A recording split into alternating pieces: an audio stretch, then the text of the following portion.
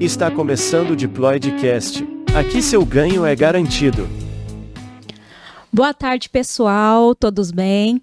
Olha, hoje eu estou aqui para anunciar um novo projeto do Ganho Genético. Primeiramente, deixa eu me apresentar. Eu sou a Rosimara Barbosa Bispo, coordenadora geral do Núcleo de Estudos Ganho Genético. E hoje vamos iniciar o Diploidcast, o podcast do Ganho Genético.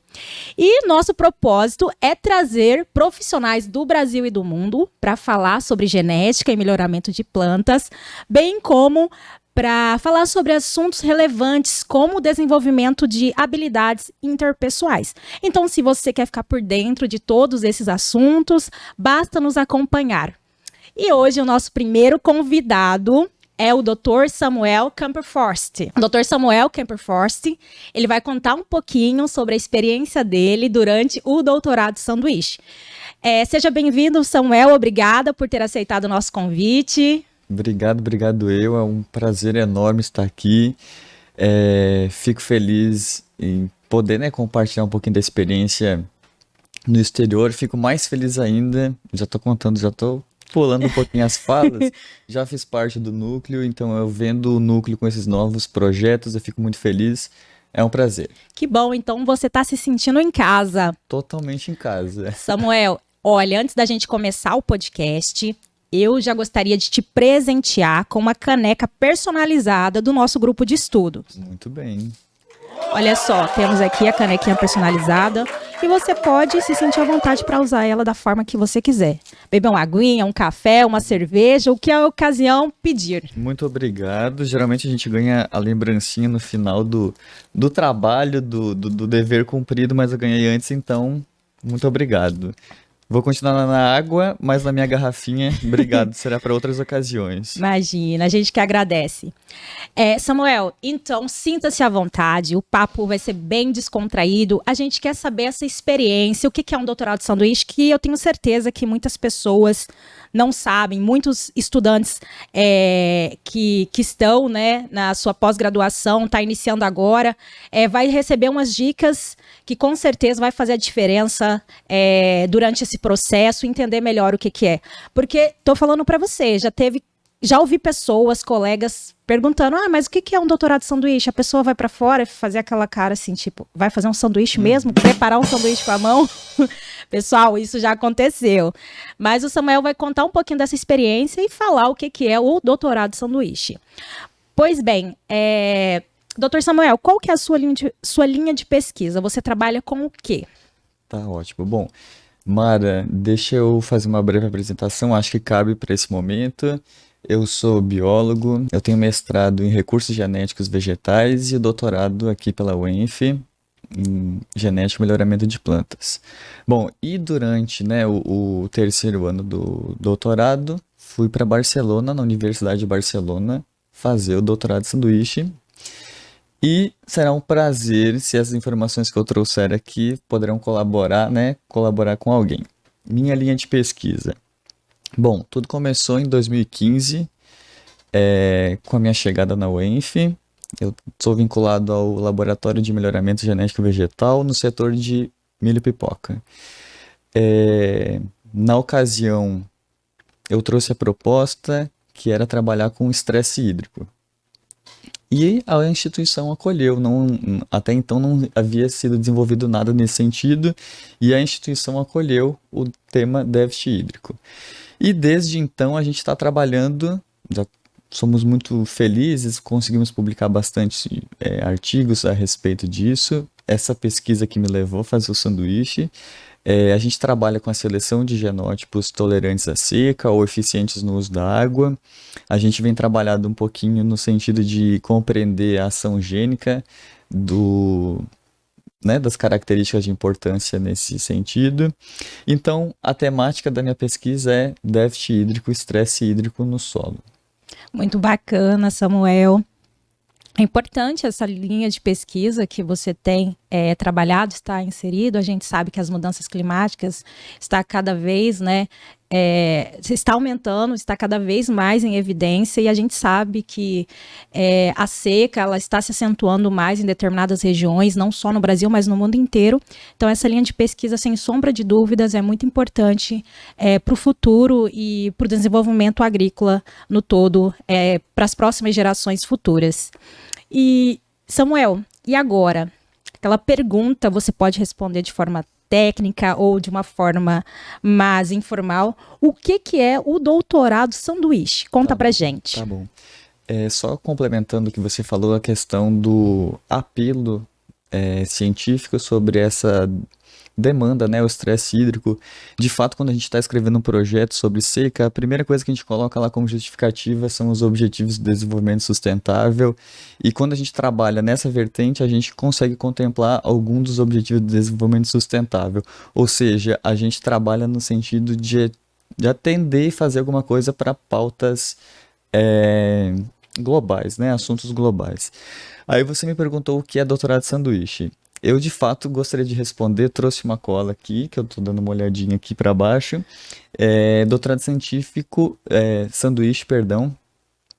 doutorado sanduíche, na parte técnica do conceito, seria o estágio do doutorando no exterior. Bom, isso é a definição, vamos dizer.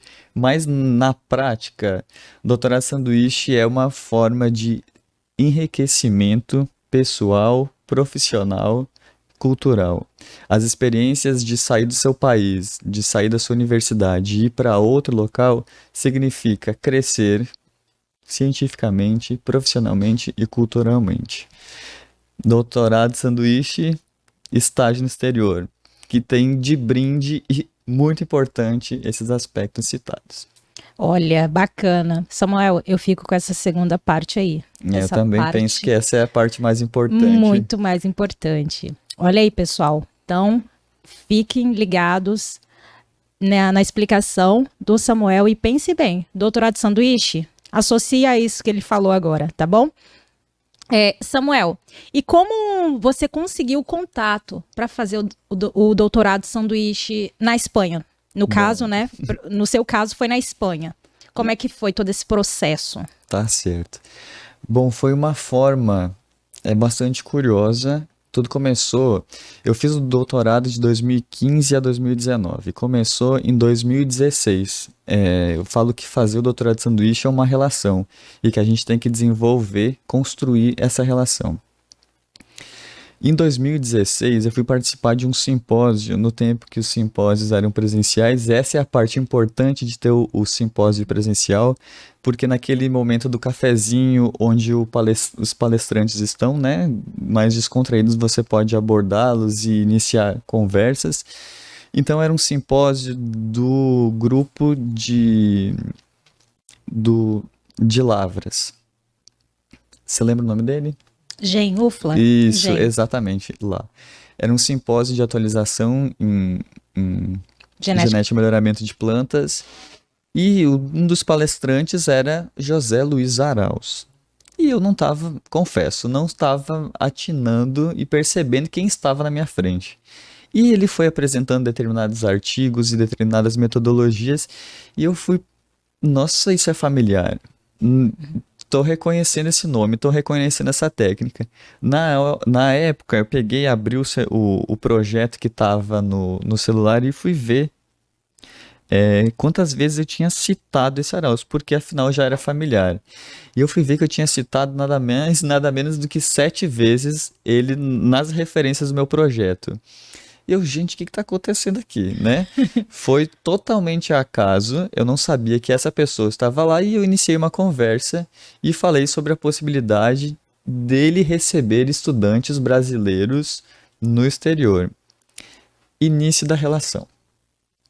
E aí trocamos e-mails, e mais uma vez o destino se encarregou de mais uma peça aí.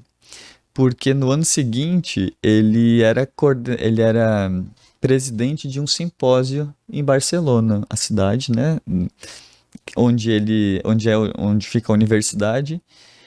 Ah, pronto. Outra oportunidade, né, de Sim. interagir com ele. E nós escrevemos alguns resumos e fomos até Barcelona nesse simpósio. E ali estreitou a relação. Aí eu tive que esperar o próximo ano para abrir os editais. Editais que agora estão cada vez mais escassos, mas foi dessa forma que eu conheci. Ao acaso, não façam isso às vezes, né? Eu tive sorte. Não contem só com o acaso, busquem. Sim, E foi o acaso num simpósio presencial, inclusive simpósios presenciais, núcleo, trazê-los de volta, né? sim. Isso que eu tenho para dizer sobre isso.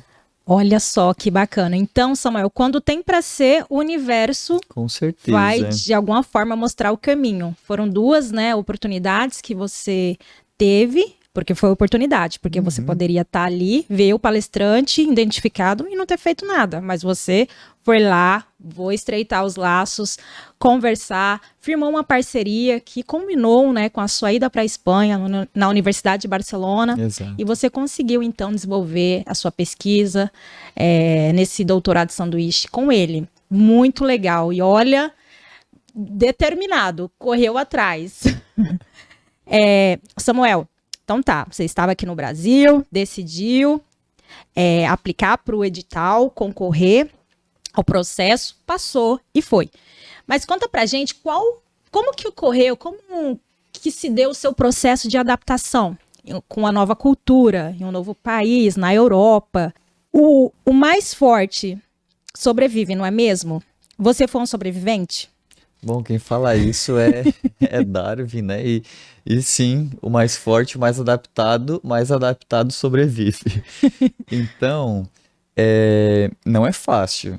Essa é a palavra. Não é fácil, essa é a frase, porque a gente tem. Você tá numa outra cultura, numa língua diferente. Eu, o meu espanhol era muito ruim e eu tive muita dificuldade para comunicar. Estava em Barcelona. Barcelona tem duas línguas oficiais, né? Que é o espanhol e o catalão. E aí tem todas as questões políticas, eles defendem que dentro da universidade se usa catalão. Mas, não só, né? O inglês, você comunica com todo mundo em inglês. Bom, primeira dificuldade, a gente está falando sobre dificuldades. A língua foi uma das questões. Outra questão que para mim foi muito forte, o europeu, ele não é tão acolhedor quanto os brasileiros são. Então, aquele jeito mais fechado, eu pensava, gente, será que eu tô fazendo uma coisa de errada? Será que eu realmente sou bem-vindo nesse espaço?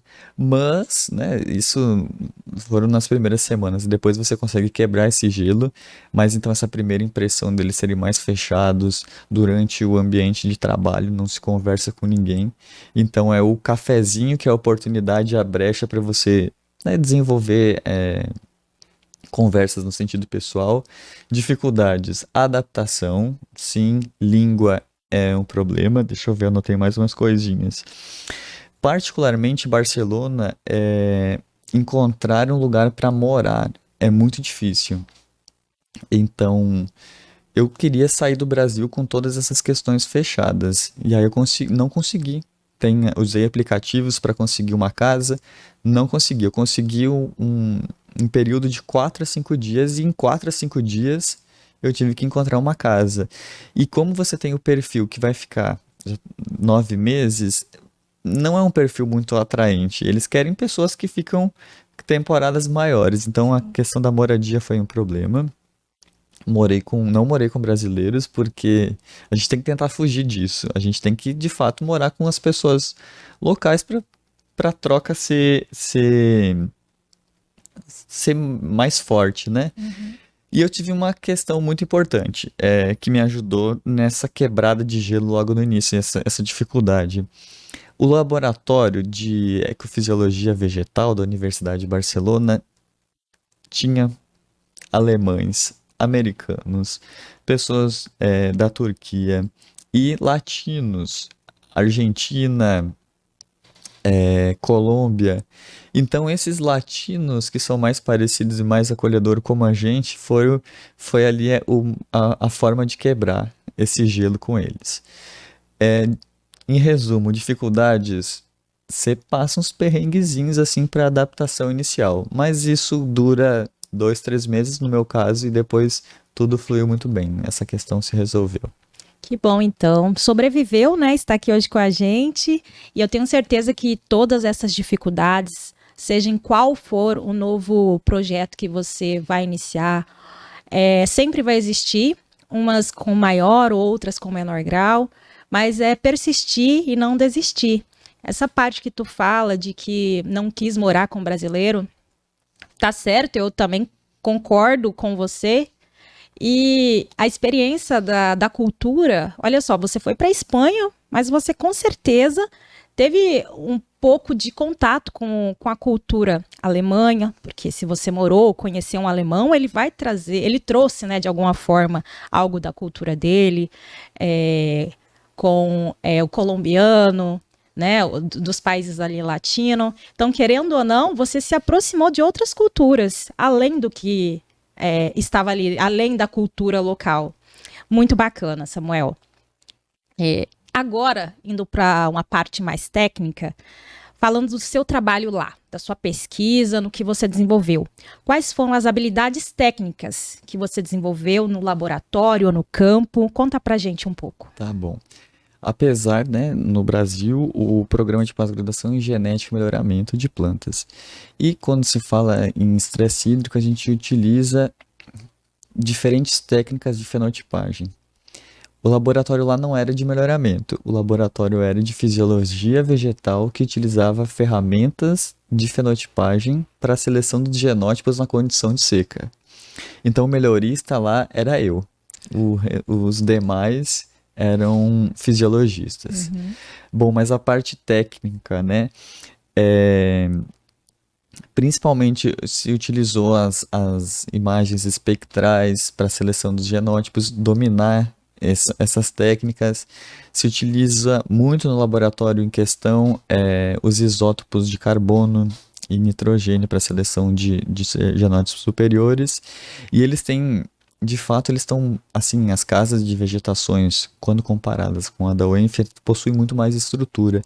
Então, metodologias que a gente tinha um pouco de dificuldades de aplicar aqui em função de controle ambiental, lá não existiam.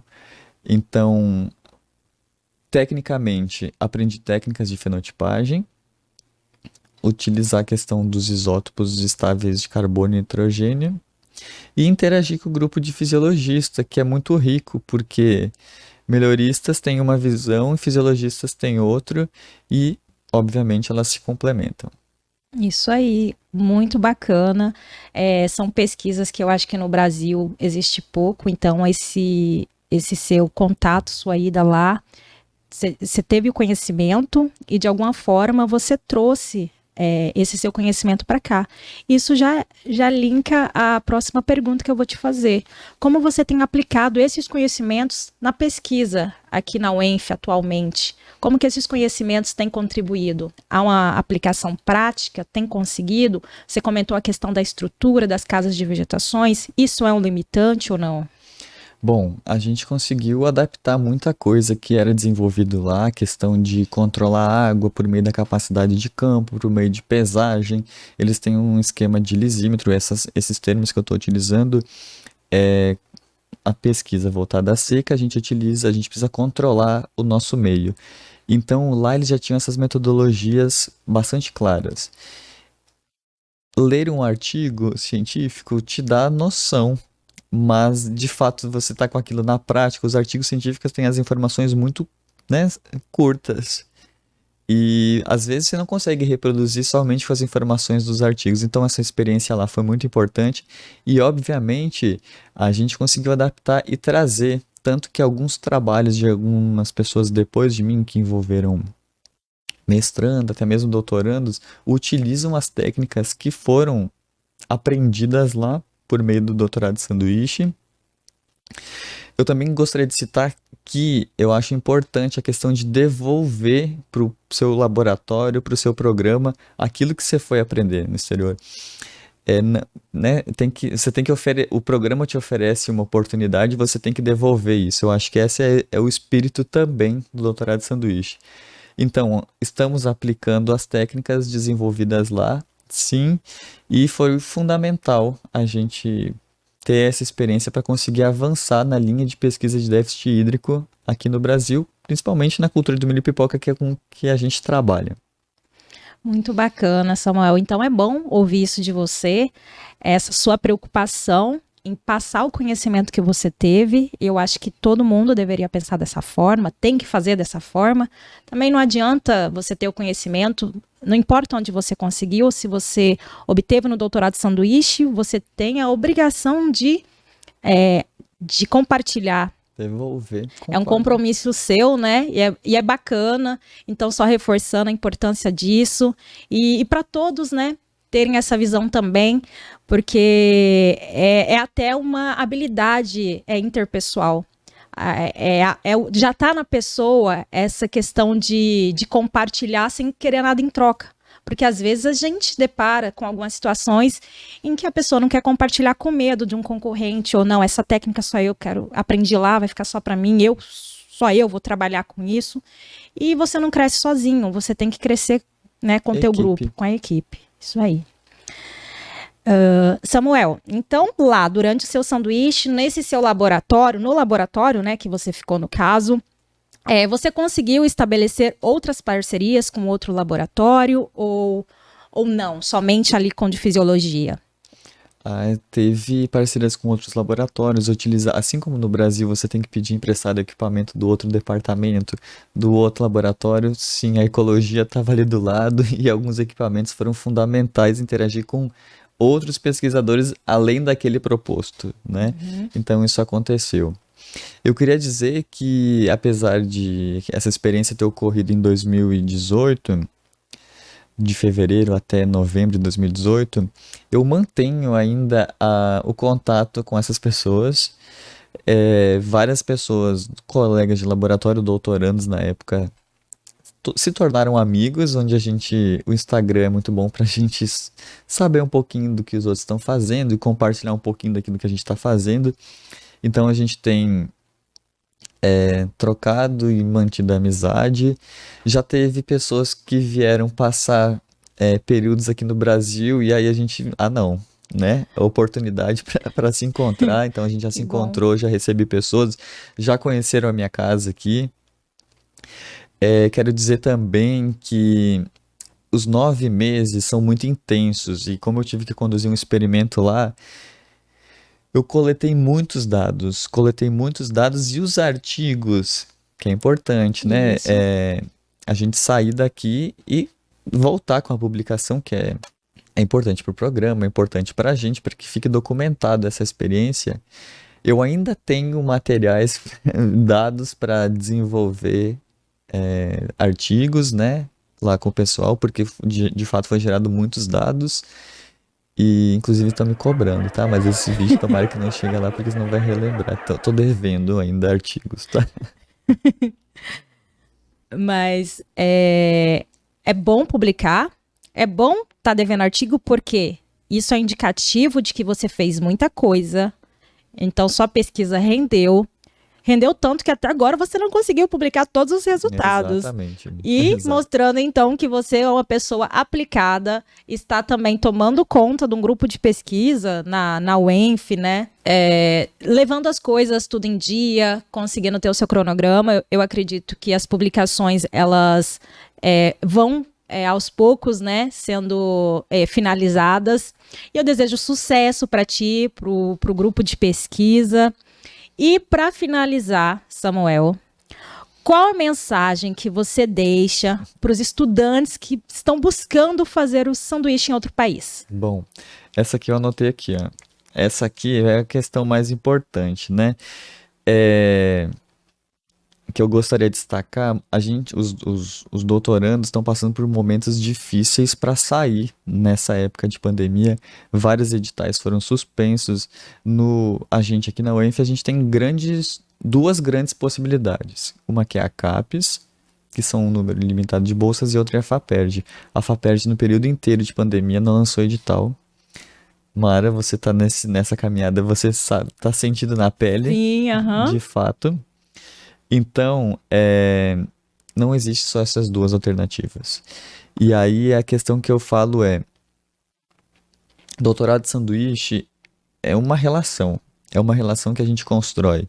O que eu deixo de dica para os interessados é, e comecei o doutorado, já inicie a busca por possíveis supervisores, orientadores no exterior, porque é uma relação construída. Se não der por essas duas alternativas de fomento, que é a CAPES e que é a FAPERJ, às vezes pode ter uma outra oportunidade que o próprio supervisor pode buscar. A gente tem exemplo aqui na instituição que isso também foi possível. O que eu tenho a dizer, não tenha medo, apesar de que falou em doutorado de sanduíche já dá aquele friozinho na barriga. É normal, é natural, é uma coisa diferente, mas que é rico, então não tenha medo. E a questão mais simples, vai dar certo. Deu para mim, pode dar para todo mundo. O que a gente tem que fazer é tentar. Ficar de braços cruzados não dá. A gente tem que correr atrás e tentar, vai dar certo. Olha, muito bem. Obrigada, Samuel. Foi um prazer recebê-lo aqui. Nosso primeiro convidado. Olha, não queria dizer não, mas está sendo a cobaia. Você foi a cobaia. Mas o resultado eu tenho certeza que vai ser maravilhoso. Gostaria de agradecer milhões de vezes, porque nossa primeira gravação não deu certo, mas tu topou estar aqui novamente com a gente. Mas é isso.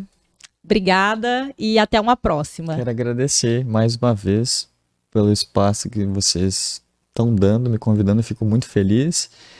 E estou à disposição, espero ter cumprido aí as expectativas, né, dos organizadores. Muito obrigado. Com certeza, cumpriu sim. Em nome do Ganho Genético, agradeço a sua participação. E bora comemorar utilizando a canequinha que a gente te presenteou, Com né? certeza. Com cerveja. Cerveja, exatamente. É isso. Obrigada, pessoal. Obrigado. Tchau, tchau. Tchau, tchau.